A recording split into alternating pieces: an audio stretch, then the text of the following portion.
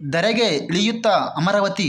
ಚಂದ್ರಬಾಬು ನಾಯ್ಡು ಕನಸಿನ ಆಂಧ್ರ ರಾಜಧಾನಿಗೆ ಮತ್ತೆ ಚಾಲನೆ. ಎನ್ ಚಂದ್ರಬಾಬು ನಾಯ್ಡು ಅವರ ಅಮರಾವತಿ ಕನಸುಗಳು ಮತ್ತೆ ಗರಿಗೆದರಿವೆ.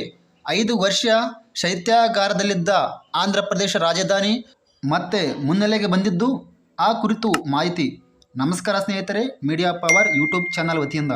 ಭವಿಷ್ಯದ ನಗರ ಎಂಬ ಅಣೆಪಟ್ಟಿ ಕಟ್ಟಿಕೊಂಡಿದ್ದ ಆಂಧ್ರ ಪ್ರದೇಶದ ರಾಜಧಾನಿ ಅಮರಾವತಿ ಭವಿಷ್ಯದ ಕಳೆದ 5 ವರ್ಷಗಳಿಂದ ಅಂಧಕಾರದಲ್ಲಿತ್ತು. ಈಗ ಚಂದ್ರಬಾಬು ನಾಯ್ಡು ನೇತೃತ್ವದ ಟಿಡಿಪಿ ಸರ್ಕಾರ ಅಸ್ತಿತ್ವಕ್ಕೆ ಬಂದಿರುತ್ತದೆ. ಅಮರಾವತಿ ಕನಸುಗಳು ಮತ್ತೆ ಗರಿಗೆದರಿವೆ. ಇದಕ್ಕೆ ಪುಷ್ಟಿಯಾಗಿ ನೂತನ ಸಿಎಂ ಚಂದ್ರಬಾಬು ನಾಯ್ಡು ಅವರೇ ಆಂಧ್ರದ ರಾಜಧಾನಿಯ ಅಮರಾವತಿಯೇ ಎಂದು ಘೋಷಣೆ ಮಾಡಿದ್ದಾರೆ. ಅಂತಾರಾಷ್ಟ್ರೀಯ ಮಟ್ಟದ ಅತ್ಯಾಧುನಿಕ ನಗರವನ್ನಾಗಿ ರೂಪಿಸುವ ನಾಯ್ಡು ಅವರ ಕನಸಿಗೆ ವೈಎಸ್ಆರ್ಪಿ ನಾಯಕ ಜಗನ್ ಮೋಹನ್ ರೆಡ್ಡಿ ಆಡಳಿತದಲ್ಲಿ ಯಾವುದೇ ಬೆಲೆ ಇರಲಿಲ್ಲ. ರಾಜಕೀಯ ಕಾರಣಕ್ಕಾಗಿ ಅಮರಾವತಿ ದಿಕ್ಕಿಲ್ಲದ ಪರದೇಶಿಯಾಗಿತ್ತು. ಕೃಷ್ಣಾ ನದಿಯ ದಡದಲ್ಲಿರುವ ಅಮರಾವತಿ ನಿರ್ಮಾಣಕ್ಕೆ ಹೊಸ ಅಂದಾಜು ಪ್ರಕಾರ 40 ರಿಂದ 50 ಸಾವಿರ ಕೋಟಿ ರೂಪಾಯಿ ಬೇಕು. ನಗರದ ನಾನಾ ಮೂಲ ಸೌಕರ್ಯ ಹಾಗೂ ಹಲವು ಸರ್ಕಾರಿ ಕಟ್ಟಡಗಳ ನಿರ್ಮಾಣ ಅಗತ್ಯವಿದೆ. ಆರಂಭದಲ್ಲಿ ನಗರ ನಿರ್ಮಾಣಕ್ಕೆ 21 ಸಾವಿರ ಕೋಟಿ ರೂಪಾಯಿ ಬೇಕಾಗಬಹುದು. ಆಂಧ್ರ ಪ್ರದೇಶದ ರಾಜಧಾನಿ ಪ್ರದೇಶ ಅಭಿವೃದ್ಧಿ ಪ್ರಾಧಿಕಾರ APCRDA ಅಂದಾಜಿಸಿತು. ಇದೀಗ ಆಲ್ಮೋಸ್ಟ್ ದುಪ್ಪಟ್ಟಾಗಿದೆ. ನಾಯ್ಡು ಸಿಎಂ ಆಗಿದ್ದಾಗ 10,500 ಕೋಟಿ ರೂಪಾಯಿ ವೆಚ್ಚ ಮಾಡಲಾಗಿತ್ತು. ಕಟ್ಟಡಗಳ ನಿರ್ಮಾಣಕ್ಕೆ 10 ರಿಂದ 12 ಸಾವಿರ ಕೋಟಿ ರೂಪಾಯಿ ಬೇಕಾಗಿತ್ತು. ಆದರೆ ಅಷ್ಟರಲ್ಲೇ ಅವರು ಅಧಿಕಾರ ಕಳೆದುಕೊಂಡರು. ರೈತರಿಂದ 33 ಸಾವಿರ ಎಕರೆ ಜಮೀನು ಸ್ವಾಧೀನ ಮಾಡಿಕೊಂಡರೆ ಸರ್ಕಾರದ್ದೇ 4 ಸಾವಿರ ಎಕರೆ ಜಮೀನು ಈ ನಗರಕ್ಕೆ ಬಳಕೆಯಾಗಿದೆ. ಮೊದಲಿನ ಯೋಜನೆ ಪ್ರಕಾರ ಈ ನಗರವು 217 ಚದುರ ಕಿಲೋಮೀಟರ್ ವ್ಯಾಪ್ತಿಯಲ್ಲಿ ಹರಡಿಕೊಂಡಿದೆ. 16 ಸಾವಿರ ಎಕರೆಯಲ್ಲಿ ಸರ್ಕಾರಿ ಕಟ್ಟಡಗಳು ಇರಲಿವೆ. ನವೀಕರಿಸಬಹುದಾದ ಇಂಧನ ಆಧಾರಿತ 12ಕ್ಕೂ ಹೆಚ್ಚು ಸಿವಿಕ್ ಕ್ಲಸ್ಟರ್ಗಳಿಗೆ ಸಿಂಗಾಪುರದಿಂದ ಪ್ರೇರಿತಗೊಂಡು ವಿದ್ಯುತ್ತಾತ್ಮಕ ಬಸ್ಗಳು, ವಾಟರ್ ಟ್ಯಾಕ್ಸಿಗಳು, ಮೆಟ್ರೋ ಮತ್ತು ಸೈಕಲ್ಗಳ ಸಂಪರ್ಕ ಮೂಲಕ ಅಮರಾವತಿಯನ್ನು ಸುಸ್ಥಿರ ನಗರವನ್ನಾಗಿ ರೂಪಿಸುವ ಯೋಜನೆ ಇತ್ತು. ನಾಯ್ಡು ಕನಸಿನ ಯೋಜನೆ. ರಾಜಧಾನಿ ಅಮರಾವತಿ ಚಂದ್ರಬಾಬು ನಾಯ್ಡು ಅವರ ಕನಸಿನ ಯೋಜನೆ. ಇದು ಅವರಿಗೆ ಕೇವಲ ನಗರವಾಗಿರಲಿಲ್ಲ, ಬದಲಿಗೆ ದೂರದೃಷ್ಟಿ ಮತ್ತು ಪ್ರಗತಿಯ ಸಂಕೇತವಾಗಿತ್ತು. ತಮ್ಮ ಅಭಿವೃದ್ಧಿ ಕಾರ್ಯ ಹಾಗೂ ಆಡಳಿತದ ಅನುಭವಕ್ಕೆ ಹೆಸರುವಾಸಿಯಾಗಿದ್ದ ಚಂದ್ರಬಾಬು ಅಮರಾವತಿಯನ್ನು ಅಂತಾರಾಷ್ಟ್ರೀಯ ಮಟ್ಟದ ನಗರವನ್ನಾಗಿ ರೂಪಿಸುವ ಕನಸು ಕಂಡಿದ್ದರು. ಆದರೆ ಈಗಾಗಲೇ ಸಾಕಷ್ಟು ಹೂಡಿಕೆ ನಷ್ಟ, ರೈತರು ಮತ್ತು ನಾಗರಿಕ ದ್ರೋಹವಾಗಿದೆ.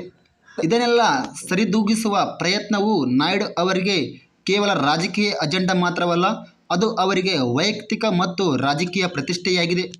ಅಮರಾವತಿ ಈಗ ಹೇಗಿದೆ? ಅರ್ಧಂಬರ್ಧ ನಿರ್ಮಾಣಗೊಂಡ ಬಿಲ್ಡಿಂಗ್ಗಳು, ಖಾಲಿ ಸೈಟ್ಗಳು, ಖಾಲಿ ಜಮೀನುಗಳ ದೊಡ್ಡ ಪಟ್ಟಿಗೆಗಳು. ಇದು ಸದ್ಯದ ಅಮರಾವತಿಯ ಸ್ಥಿತಿ.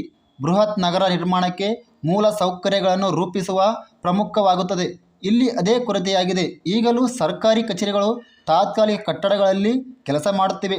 ಈ ಹಿಂದೆ ಭರವಸೆ ನೀಡಿದ ಹೈ ಸ್ಪೀಡ್ ರೈಲು ಸಂಪರ್ಕ, ನವೀನ್ ನಗರದ ವೈಶಿಷ್ಟ್ಯಗಳು ಯಾವುದಾದರೂ ಕುರುಹುಗಳು ಅಲ್ಲಿಲ್ಲ. ಇಷ್ಟು ಆಗಿಯೂ ಕೇವಲ ಶಿಕ್ಷಣ ಸಂಸ್ಥೆಗಳು, ಕಂಪನಿಗಳು ಎಲ್ಲ ಇಲ್ಲಗಳ ನಡುವೆ ಕಾರ್ಯಾರಂಭ ಮಾಡಿವೆ. ಅಮರಾವತಿಯ ಓಣಿಗಳಲ್ಲಿ ನಡೆದು ಹೋದರೆ ಭವ್ಯ ಯೋಜನೆಗಳು ಮತ್ತು ಸದ್ಯದ ವಾಸ್ತವ ಪರಿಸ್ಥಿತಿ ನಡುವಿನ ವ್ಯತ್ಯಾಸವು ಕಣ್ಣಿಗೆ ರಾಚುತ್ತದೆ. ಅರ್ಧಕ್ಕೆ ನಿಂತ ಕಟ್ಟಡಗಳು, ಖಾಲಿ ರಸ್ತೆಗಳು, ನುಚ್ಚು ನೂರಾದ ಕನಸುಗಳು, ಕಳೆದುಕೊಂಡ ಭರವಸೆಯ ಸಂಕೇತಗಳು ಕಾಣುತ್ತವೆ. ಅಮರಾವತಿ ಮೇಲಕ್ಕೆ ಜಗನ್ ಮುನಿಸು. ಆಂಧ್ರದ ರಾಜಕಾರಣವೇ ವಿಚಿತ್ರ. ಇಲ್ಲಿ ಎಲ್ಲವೂ ವೈಯಕ್ತಿಕ ಮತ್ತು ದ್ವೇಷದ ನೆಲೆಯಲ್ಲೇ ನೋಡಲಾಗುತ್ತದೆ. ಇದೇ ಕಾರಣಕ್ಕೆ ಅತ್ಯಾಧುನಿಕ ನಗರವಾಗಿರಬೇಕಿದ್ದ ಅಮರಾವತಿ ದಿಕ್ಕಿಲ್ಲದ ನೆಲೆಯಾಗಿದೆ.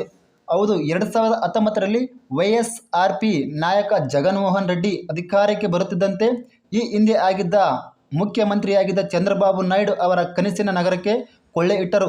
ರಾಜಧಾನಿಯಾಗಿ ಅಮರಾವತಿಯ ಆಯ್ಕೆಯನ್ನು ಪ್ರಶ್ನಿಸಿದ ಜಗನ್ ಅಧಿಕಾರ ವಿಕೇಂದ್ರೀಕರಣಕ್ಕಾಗಿ 3 ರಾಜಧಾನಿಗಳ ಪ್ರಸ್ತಾಪನೆಯನ್ನು ಮುಂದಿಟ್ಟರು. ಅಮರಾವತಿ ಶಾಸಕಾಂಗ, ವಿಶಾಖಪಟ್ಟಣ ಕಾರ್ಯಾಂಗ ಮತ್ತು ಕರ್ನೂಲ್ ನ್ಯಾಯಾಂಗ ರಾಜಧಾನಿ ಮಾಡಲು ಹೊರಟರು.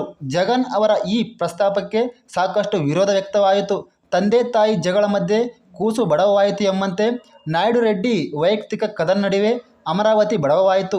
ಎರಡೂ ಕಡೆಯಿಂದಲೂ ಆ ವ್ಯವಸ್ಥೆ ವಿಶ್ವಾಸದ್ರೋಹ, ಭ್ರಷ್ಟಾಚಾರ ಆರೋಪಗಳು ಪುಂಖಾನುಪುಂಖಿಯಾಗಿ ಕೇಳಿಬಂದವು. ಟಿಡಿಪಿ ನಾಯಕರ ವಿರುದ್ಧ ಎಫ್ಐಆರ್.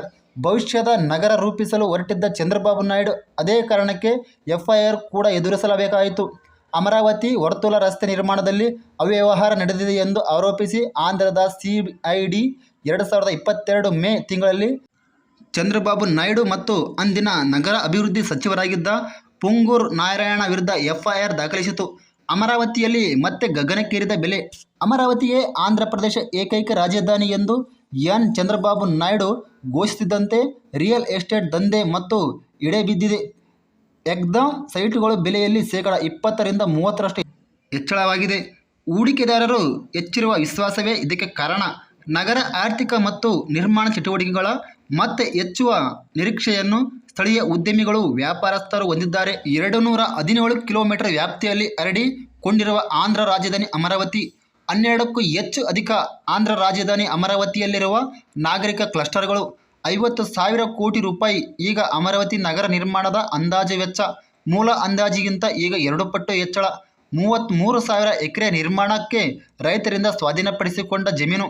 4,000 ಎಕರೆ ಅಮರಾವತಿಯಲ್ಲಿ ಆಂಧ್ರ ಪ್ರದೇಶ ಸರ್ಕಾರಕ್ಕೆ ಇರುವ ಜಮೀನು. ಅಮರಾವತಿಯ ಕನಸುಗಳು ವಿಸ್ತಾರ ರಸ್ತೆಗಳು, ಫ್ಲೈಓವರ್ಸ್, ಅಂಡರ್ ಪಾಸ್ಗಳ ನಿರ್ಮಾಣ, ಅಂತಾರಾಷ್ಟ್ರೀಯ ವಿಮಾನ ನಿಲ್ದಾಣ, ದೇಶದ ಮಾಹಿತಿ ಮತ್ತು ತಂತ್ರಜ್ಞಾನ ಕೇಂದ್ರ. ಇಡೀ ನಗರಕ್ಕೆ ನವೀಕರಿಸಬಹುದಾದ ಇಂಧನವೇ ಆಧಾರ. ಇಡೀ ನಗರಕ್ಕೆ ಮೆಟ್ರೋ ಸಂಪರ್ಕ, ಅಂತಾರಾಷ್ಟ್ರೀಯ ಮಟ್ಟದ ನಗರ ನಿರ್ಮಾಣ. ನಮಸ್ಕಾರ ಸ್ನೇಹಿತರೆ, ಈ ವಿಡಿಯೋ ಇಷ್ಟವಾದರೆ ಲೈಕ್ ಮಾಡಿ, ಶೇರ್ ಮಾಡಿ, ಸಬ್ಸ್ಕ್ರೈಬ್ ಮಾಡಿ. ಧನ್ಯವಾದಗಳು ಸ್ನೇಹಿತರೆ.